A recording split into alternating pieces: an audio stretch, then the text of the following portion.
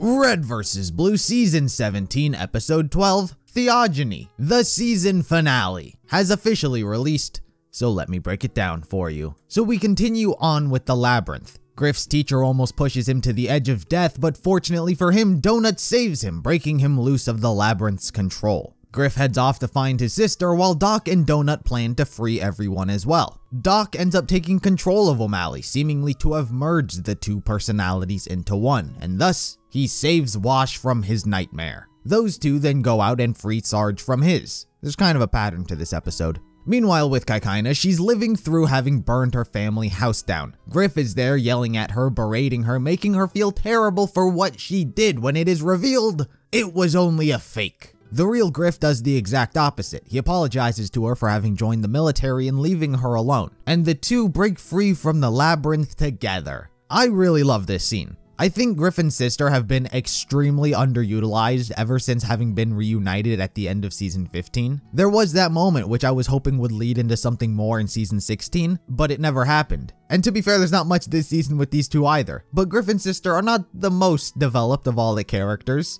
So when the plot doesn't really lend itself to them individually as it did with Donut, you need those moments that could still further who they are. So having this was just nice. I mean, I was actually getting pretty frustrated with fake Griff because it was such a well done misdirection. Ultimately, when the story is capable of recognizing moments that are there which have yet to be explored, and then to finally have these events play out, is always nice.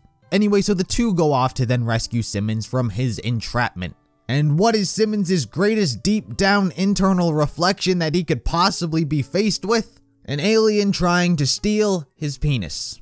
And just like that, Simmons remains the single least developed main character of the entire series. Anyway, I'll get back to this soon. So Donut ends up finding Tucker's illusion, which is just him, apparently. No scene or anything. And Caboose happened to have broken free from his own prison. This is what I was talking about last episode. I was saying how I feared it didn't have the time to properly do things it wanted for the finale, and a lack of Tucker, Simmons's, and Caboose's fear labyrinths proved that to me. Tucker's kind of has a bit of meaning behind it, but ultimately, we never saw it. We were left with having to have him tell us what was happening. Caboose's was even less because not only did we not see it, but he's also an unreliable source of information. The only thing we were given is him thinking it was trying to make him hungry, which, once again, when you have this super cool labyrinth design that gives you opportunities to explore the characters in a way that likely won't present themselves anytime soon, it winds up a tad disappointing when it decides to go for a brief chuckle instead of something for the character. And that's one of the reasons I consider Simmons to be the worst victim of this. Yes, Caboose's story offered the least out of everyone, but the thing is, Caboose has had his moments. Caboose in the past, and even in this season, has developed as a character. We learn what he thinks, why he thinks it, and how he copes with these certain things.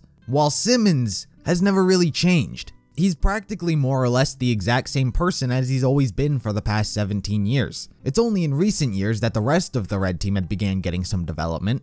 This season single-handedly took Donut, who was towards the bottom for the majority of the series, and placed him next to the likes of Tucker and Wash in terms of development. And the only person to have never really gotten any sort of special treatment seems to be Simmons. So it's really disappointing when this element of the plot is introduced and they resort to him fearing aliens stealing his dick instead of, say, something like doing anything with his father. It's sort of a recurring thing with Simmons that he and his father didn't have the best relationship. I recall him having forced Simmons to play women's sports instead of allowing him to be a mathlete. Oh no, this is like junior high all over again. What? Why do I have to play in the women's league? I want to be a mathlete, Dad, a mathlete! And that plays into his view of Sarge and why at one point he wanted to call him Dad. Gosh, sir, I don't know what to say.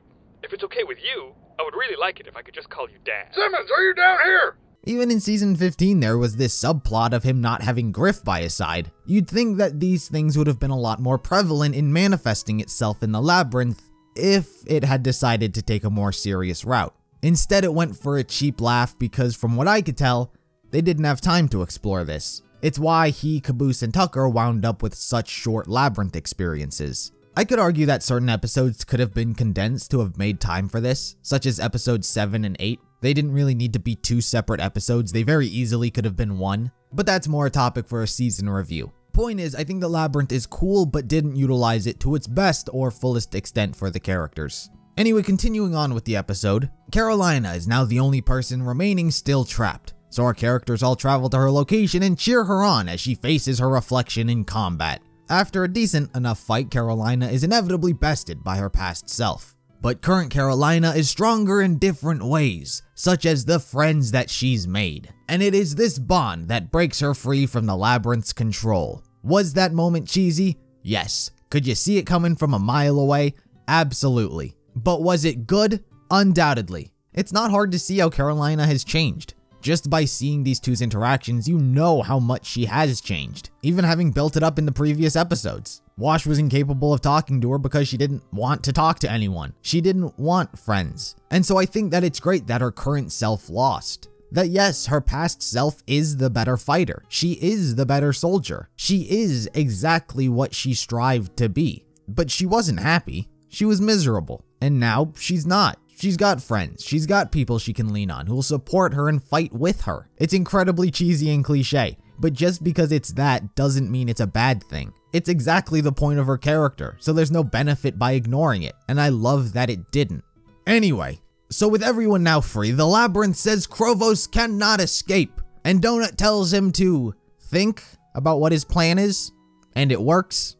So Donut's new plan is to lure Genkins into the black hole. He accidentally informs him that it leads to the beginning of time, which sounds great to Genkins. He can spend the eons gaining power just like Krovos. And so, he takes the bait. He starts at the beginning of time, doing exactly what Krovos did because he is Krovos. Forever stuck in a perpetual loop, always repeating history as we know it, I think. There are a few hiccups that I do question, like if this was Genkins all along, why would he assist the Reds and the Blues? Surely he would learn from his mistake and not keep repeating it over and over again. That's my biggest hiccup with it, but other than that, it was a relatively clean resolution on a batshit crazy plot that I don't even think I really understood.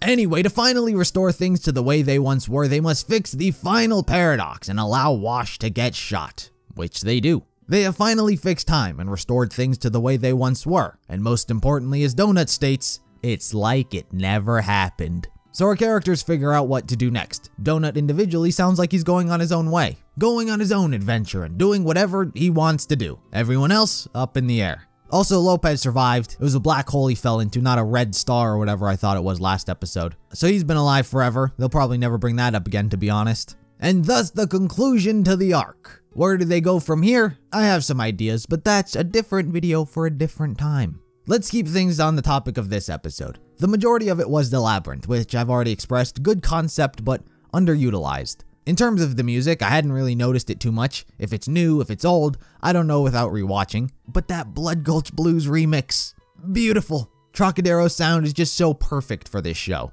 Regarding the episode, I think I've said all I can say without reviewing the whole season. It was a calm ending to a not-so-calm arc. I think this season did a good job closing things out. Great moments between characters, some great comedy, and it did its best to try and give a comprehensive plot. I applaud all those who worked on this season. It was really well done and extremely entertaining. And we'll see what happens next. And so that ends the final episode for Season 17. I will make an individual video to talk about the season as a whole and review it, but for now, that's gonna have to do it for this episode.